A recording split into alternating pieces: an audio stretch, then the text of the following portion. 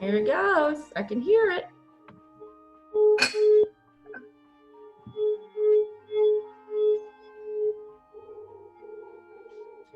You gotta buy one of these now. Do you already have these? No. I love my singing bowls. Isn't that great? Look, this is mine. Mine comes from Nepal. This is look at that. The throat chakra. No, mine's plain. Mine's from somewhere in India, but I don't know where. Mine's from Nepal. We have well, this could be Nepal too, because that's India, right? Yep. Usually they have the all-seeing eye on there. I got nothing. Yeah, but I have a plain one too. bowl. I do have a plain one, but it's bigger. But I like this one. This one, and you know what's fun about bowls? Every bowl sounds different. Yes. Every single one, because they're all handmade, except for a few exceptions. There are some that are made with factories. But I get mine. There's a store in Bruges, and it's run by a Buddhist from Nepal who fled from Nepal to Belgium a long time ago when the Chinese were shooting them all. He actually survived that and fled here, and he started a store. And so all of his stuff comes from... Get yours going. Get yours going. I got mine going. Get yours going.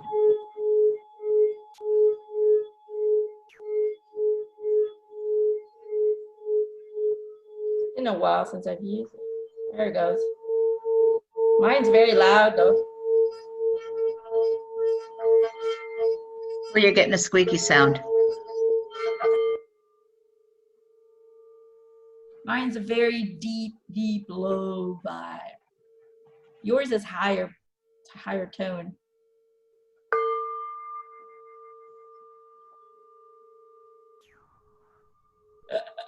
You can also use the wooden. You can also use the wooden side too, and it gets a different tone.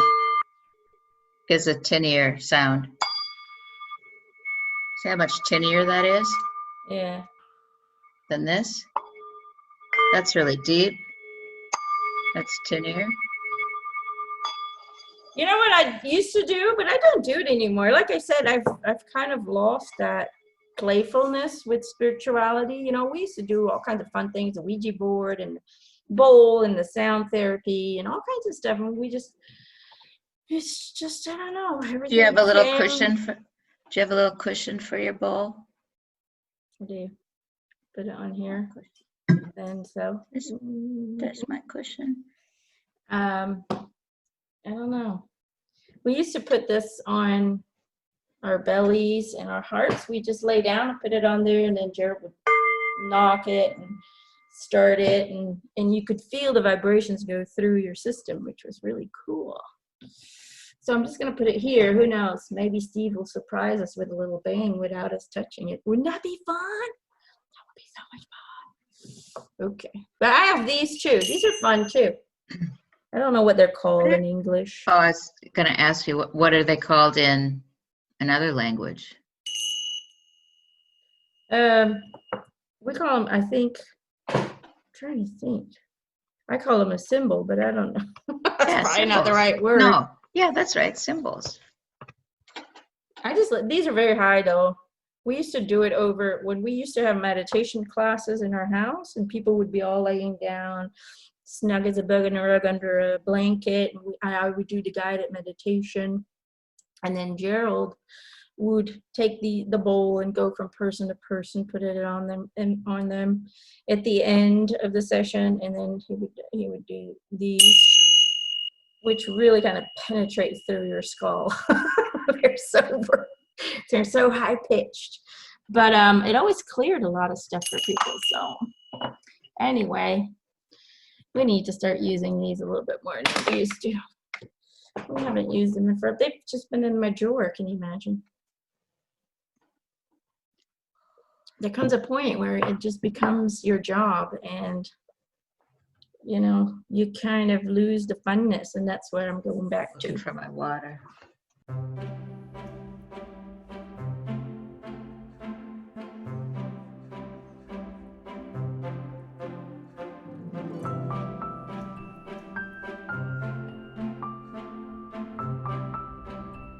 When you were getting information about Mindy's deceased friend, Carrie, Mm-hmm. what blew me away, well, there were many things that blew me away about that, but, you know, Carrie knew she was dying for 3.5 years. Oh, wow. Well, that's not a fun thing to go Cancer. through. So she had a lot of time to accept that and deal with that and process and so forth.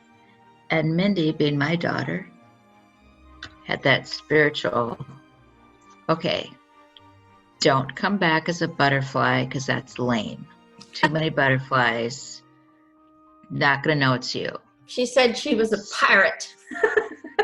So Carrie said, and she let everybody know, I'm not going to come back as a butterfly. I'm going to come back as a blue-haired panda. She loved pandas and she loved blue hair. So she said, when you see a blue-haired panda, that's me. Okay. Now I heard her say, do you know how freaking hard it's going to be a blue-haired panda in Windsor, Vermont? She's kind of funny. But I sent everything that you typed. I took a Right. screenshot. I took a screenshot of it and I sent it on to Mindy. And I said, here's what Emma has for you. And Mindy knew that it was Carrie because the two of them privately, Carrie said, I will send the phrase, our private phrase. No one will know this, so you know it's me. Pirates never stop fighting. Oh, what a validation. So And cool. Carrie and Mindy talked about this because Mindy really wanted, you know, Mindy knew she was dying. And Mindy said, you know, I really want that validation and it can't be a butterfly. You can't come as a butterfly. So they came up with blue-haired panda, and I don't know if it was pirates never give up or pirates don't suffer, something about pirates. Mm-hmm. So when you wrote that, Carrie says that was their validation. Yeah. Oh, that's cool. That was I don't remember what I validation. wrote. We would have to look back at it, but I have something. it. It was something like pirates never give They up, never or give up. pirates never Yes. say die, or something like that. I don't remember. Pirates never give up. Pirates never give up. And so when Mindy saw that, she knew it was Carrie. Okay. Oh, that warms my heart that that validation was in there, because I thought it was kind of weird. But you know, because first I was like, okay, Carrie. I kept getting the name Carrie, but it was the same, spelled the same way as my friend Carrie. So it was like either Carrie, my friend, is thinking about me for some reason, or that's her name. You know, so I just shared it with you. It's either this, it's either her, or it's you know, somebody's thinking about me, you know. And then I don't remember what else came forward, but I kept feeling like she was very motherly and protective, but very strong and stubborn and opinionated. And she just kind of blurts everything, but she just blurts it out what she thinks, and you just have to deal with it, which sometimes caused a little bit, you know, some friction between people. Yeah. But it was always done with love. It always came from a loving point. And I just felt like she needed to share. She was sharing stuff about her boys. She crossed over at 9:15 a.m. in the morning, which would have been 3:15 here. And I talked to you in the evening. So she had literally just been dead for a few hours. Right. Just a few hours. That would explain why she wasn't able to directly. I mean, 3 hours maybe? 4 hours. She's not going home right away, is what they told me. She ain't going home until she knows the boys are okay. So, not that she's stuck or or unfinished business. She dealt with all of that. But it's almost like just, you know, although they, you know, they did have time, you know, to deal with what would be coming. It feels to me like, you know, it's just that instant moment of loss. She wants to be here for like the first few weeks, make sure they're okay, and then she will go home, learn everything, which she seemed very excited about. They were saying she was excited to learn new things so she can scare the crap out of everyone. That's her new goal. So scare people. That sounds like Carrie. And so I didn't know her very well. I don't know. And then I shared it because I thought, you know, oh, we should send her family some healing and some love, but I couldn't share a picture because I didn't know what she looked like or who she was. So, or her last name or anything. I did not know. So it was amazing that. So I'm happy I could help. I'm happy that your daughter got that validation that it was her. And amazing. Cool. And that she had, I marvel at,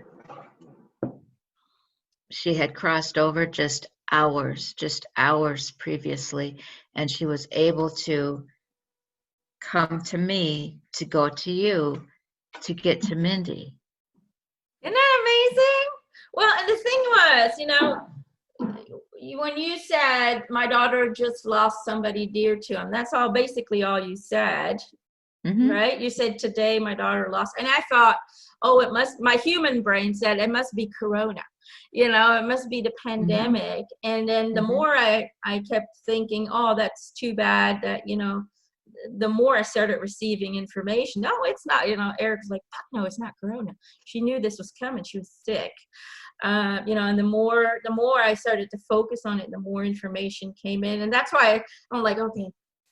And then I was like typing to you, this is what I'm getting. I'm not sure if that's for her, or it just felt to me like, you know, like she was not really there yet. And she wasn't really, you know, she was just kind of in between is what it felt like. So the information poured in at a much slower rate than if they've already crossed. Because then it's like boom, boom, boom, boom, boom. But when they're still on Earth, it's almost like, you know, it has to go from them to them to them to me. It has to go through different channels in order for me to receive it. And so I was like, every time I was like, I was receiving something, because I was watching TV, and I was like, oh, okay, I'll let Pam that know. And, oh, okay, I'll let Pam that. And I was just sending it out, and I'm like, I hope this resonates. I don't know. It did. Okay. I would try not to interrupt and try to let it flow. Try to pay attention. If you sound Australian, I'm going to lose it. Oh, I don't know. I hope not. I don't know. Can't promise anything. I don't know what's going to come out. Are you letting Steve come into your body? He's starting to come in. I can feel him tickling in my belly.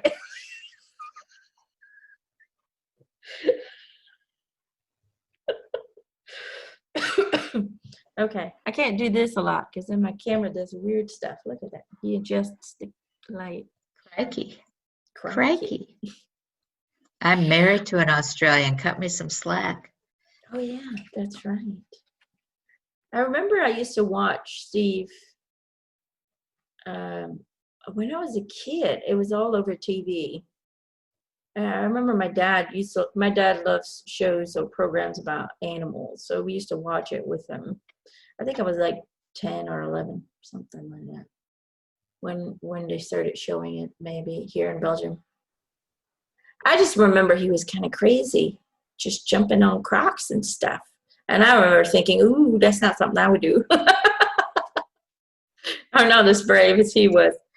But I did like his enthusiasm. You know, I did always like his energy. It always felt very positive. And I think, you know, there's people who can't stand him either, because I think his enthusiasm, he was a heavy energy to deal with. You know, it could really overwhelm you, or it could excite you, and you want to do that, or you want to do something that makes you this happy. You know, looking at him, you're like, wow, this guy must really love what he does. You know, I remember thinking, boy, I hope one day I get a job that gets me that excited. Yeah. But Yeah. yeah, and I think he inspired a lot of people doing that as well. But I think sometimes, he's not everybody's cup of tea, is he? But that's just Wow. life. I'm not everybody's cup of tea either. So, we have people that we resonate with and we have people that we don't resonate with. And either way is fine. That's why we have such a variety in humanity. There's somebody for everyone. Yes. Ready? I'm nervous. So you'll just have to start. Good day, Steve. Good day, ma'am.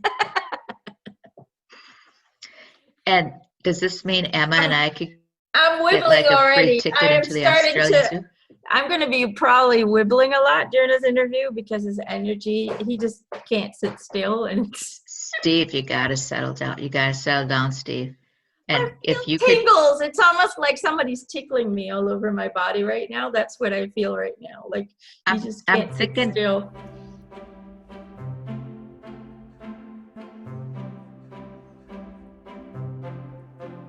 How beautiful.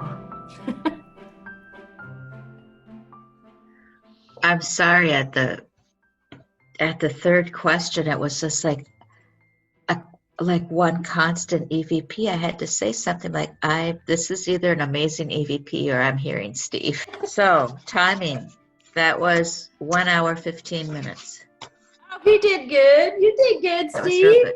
He's going, Okay, yeah. yeah, so it was just an hour and a quarter. And you might cut that a little bit. I don't know. I mean, anyway, it's not Yeah, bad. It's just over an hour. that's okay. But I just felt like, he was, I don't know, he was just going in and out, in and out, in and out of my body. So he just seemed to have a hard time holding on to one place. So either he's just like that, like he has a hard time sitting still, or, keeping his focus on something. But Well, that was to your benefit because you don't have a yeah, I headache. don't have a headache. I feel good right now. Um, I expected him to be funnier as well, a little bit goofy, but I think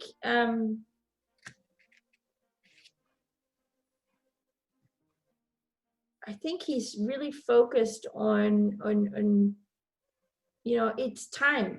We can't fool around anymore. The time of Yeah, fooling no around joking is over. around.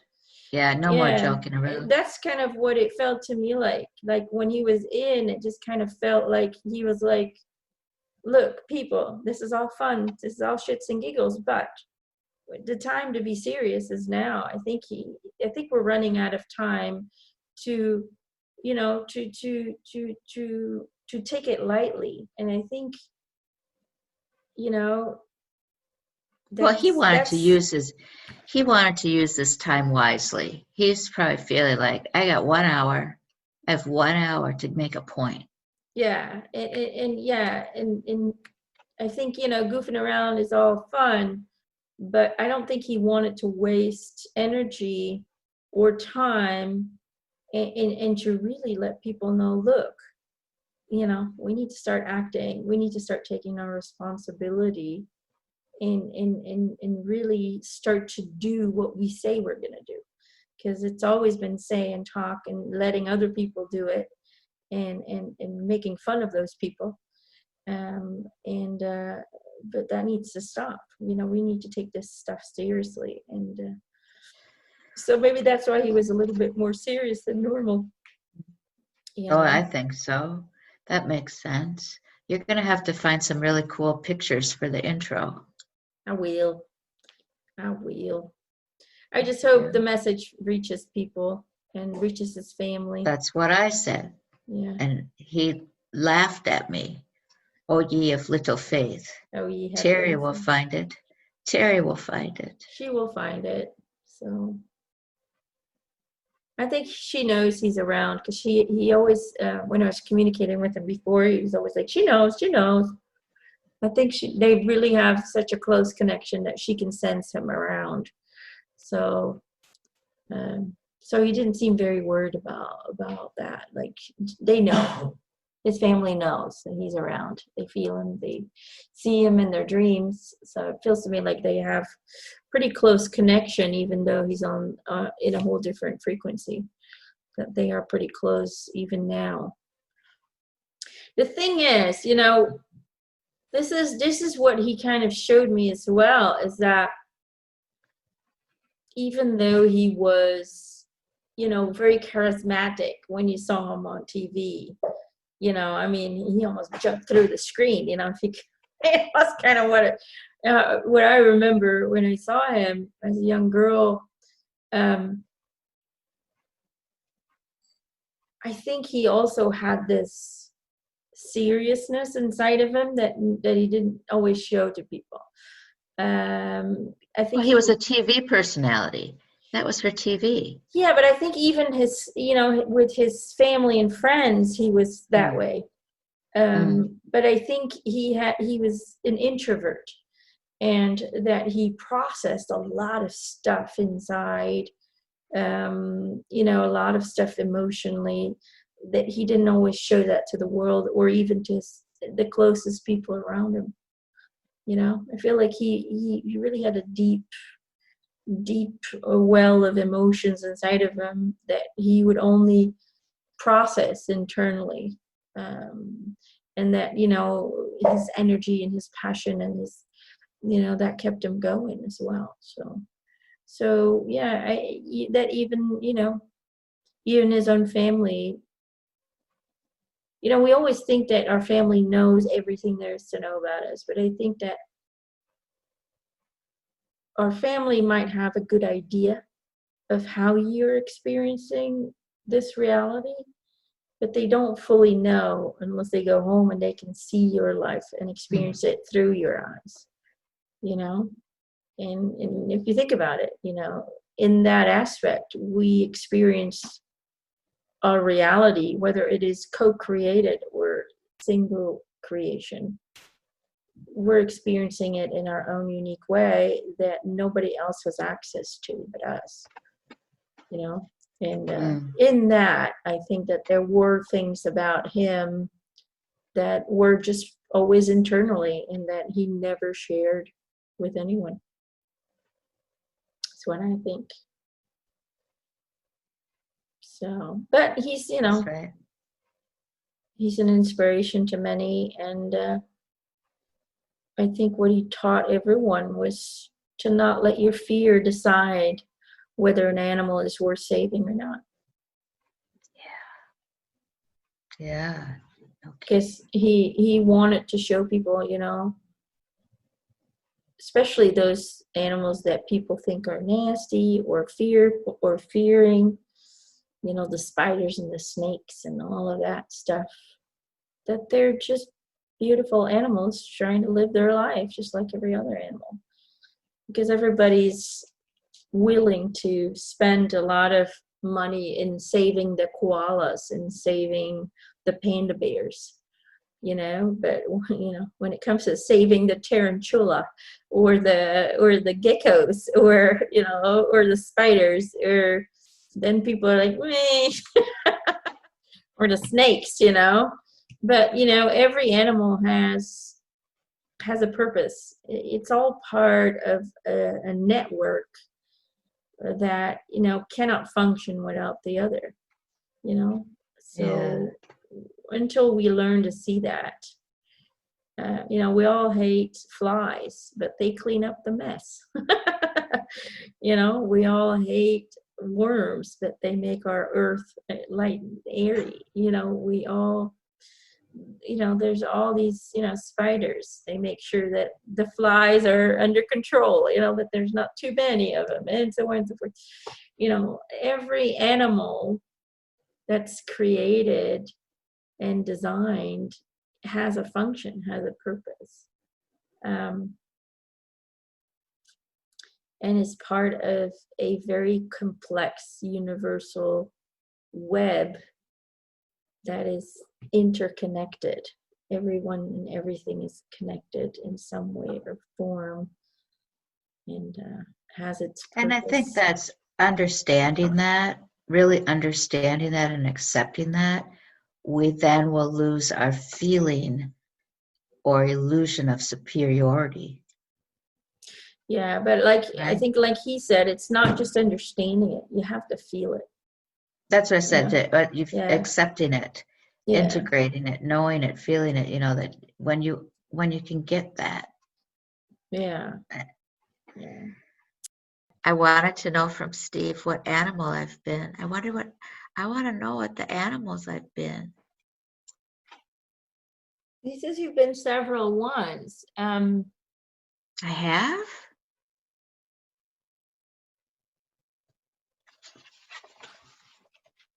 Okay, so he's showing me you've been insects as well. You've been an ant. That's why I can't kill ants. I really can't. I Really? can't. Yeah, you've been an ant, which was actually a lifetime you really enjoyed. Everything was structured. Everybody had their own job. They knew what to do. Life was predictable, and it was all about unity, working as a whole, not separate, thinking, which made life easier because it's almost like I don't know. Ants are like it's like their minds are like one, like they're all connected. They work together. Yeah. Oh, what is that called? They're like little salamanders. I think you guys in America call it a gecko or something. Oh, I was one of those. Little green ones. Yeah. Ooh, Yeah, that. you're one of Why does those. that creep me out? Okay, that creeps me out. Really? Yeah. No, not you were That one must of not have been a those. good. That must not have been a good life, because that I find creepy. But you look cute. I have a picture in my head. I think they're kind of cute. They look like little dragons without the wings. Yeah, I know. Um, That just creeps me out, though. Wasn't I anything? Wasn't I ever a pet, like a dog or a cat or a horse or something like no, that? no, not yet. They're showing me. Oh, what is that called? A unicorn? No, it's like a big bird. I don't think they exist anymore, or at least, uh, um,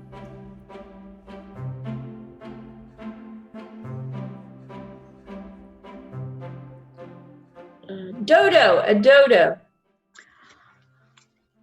They get like they're like little chubby birds. They got like little feet. I know. Little They are. feet. They are extinct. I do Very have little loving. feet. Apparently, very loving creatures. That was a good life for you, they say. That was a good life. I still have little feet. It just looks like this bird. It just hops around. It's just kind of funny. But it looks like you had babies and you love being a mom, protecting them. We were probably in the same ant colony. We probably We were in- were. And Gerald and Pa, everybody was in there. Do we have a string, like if you're looking at the human Right? lifeline, would we have a string of lifetimes as an animal and a string of lifetimes as a human, or do they go like all over No, I'm it's going to all be an over. ant. So I'm going to be an ant, and then I'm going to be a man, and then I'm going to be a fish, and then I'm going to be a female, and then I'm going to. Well, okay, so if you look at it from a spiritual perspective, it's all happening simultaneously, It's right? at the same time, but I'm talking But about. if you look from at it our, from a human perspective, yes. a lot of people believe that first you're a cell, and then you're a plant, and then you move into an animal incarnation, and then you move into a human incarnation. People like to convince Categorize themselves, They want to box it in. that there's an evolution there, and that is completely wrong. and Steve just said it's exactly that belief system that makes them feel that humans are We're superior. superior. Yeah, superior. We're superior because we And it's not, evolved. because we've evolved from animals. It's no, that the whole Yeah. Darwinism thing is Right. according Right. to him, incorrect. Right. So, you know, so it's, he says you kind of have to, if you want to look at it from a human perspective, look at it as all different kinds of timelines, the animal timeline, the insect timeline, the human timeline, but they're not behind each other. They're all in the same, on top of each other. They're in the same place. There's no hierarchy or right order. They're happening simultaneously, but they are experienced, he says, through a different conscious frequency. So it's kind of like alternate timelines. It's all, it's you know, you're an animal and a human and an insect, all in the same kind of timelines, just in different forms. Gotcha. I don't know. It sounds complicated. I don't know if that makes sense. I'm really disappointed I haven't been a cat. Oh, I'm sorry. No, I don't see a cat. Were you convinced you were a cat? Do you love cats? No, it's not that I love cats. I sort of envy the way they live. You know, they sleep a lot. They're fearless. They are like, yeah, whatever. They live life according to their own rules. Yeah, I like their lifestyle. Maybe that'll be one for next time. That's You'll what I'm have to thinking. create a new one. You have to create a new one. Gerald wants to be an eagle. He wants to fly over people's heads and drop something. I don't like you. Thought that. I thought that was hilarious. I'm like, that's the reason why you want to be a bird. He's like, that, and I can fly anywhere and I don't have to show my passport. There's no travel ban. There's no travel ban on a bird. No, that was awesome. No, that was awesome. Ban. I was an elephant, but I died and I was locked up. So that wasn't a good life. I love elephants. I love elephants. I love dolphins. So I think I might have had a lifetime as a dolphin too. Yeah, so they're acknowledging that. I have a thing for dolphins.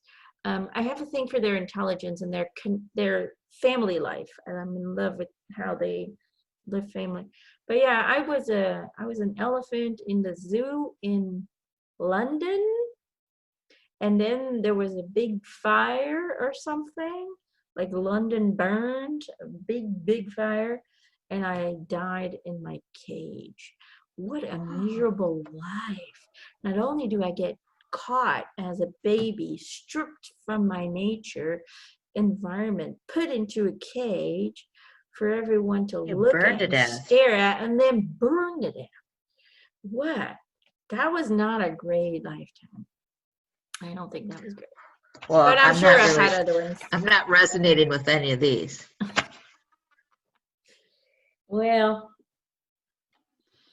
oh, wow. I think if we had access to all the lifetimes we have had,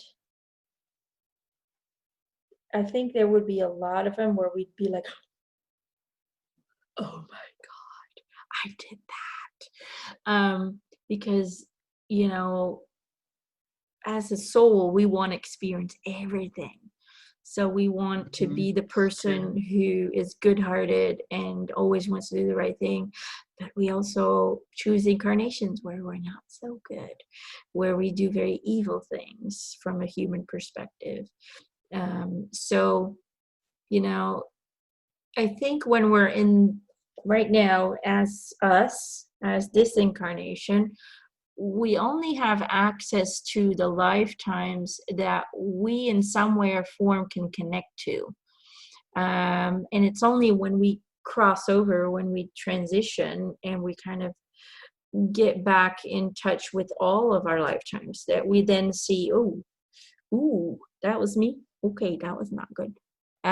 Where we actually see that we were much more, you know, And I see that with, some people, I watched this show just out of curiosity, something about um, murderers, people that are murderers. And they were explaining the physical thing, that there's parts in their brain that creates empathy that's missing. It's not active, it's not working, there's no empathy, and so on and so forth, which allows them to, even some don't feel anything, like nothing, there's no emotion. So they do these horrible things to try and spark some kind of response, and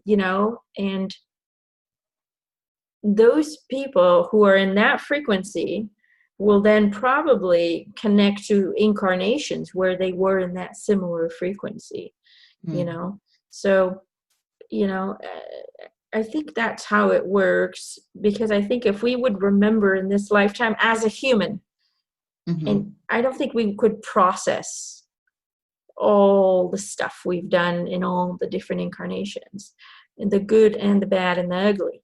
I don't think we would be able to accept it. It would alter our experience as Emanuelle McIntosh and Pamela Roadnight. It would alter it too much, I think.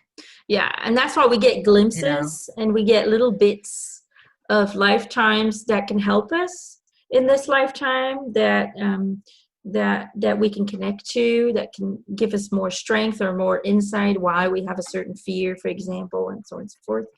But I don't think we're ever, from a human perspective, are going to be allowed to totally access all of that information from this incarnation. That only comes when we go home, where we are then moving into a whole different understanding of things, and a whole different beingness, that we are able to accept with love everything that we've been. So yeah, anyway, I don't know if that makes sense, but yeah, it does. But that's why sometimes you're like, oh, I feel like, every time I watch a war movie, I feel like I recognize, like I've been there, and this and that. And then you go, well, I wonder if I was that. If you start to wonder, the answer is usually going to be yes. If you start to wonder, there's something there that's bubbling right under the surface that you're tapping into.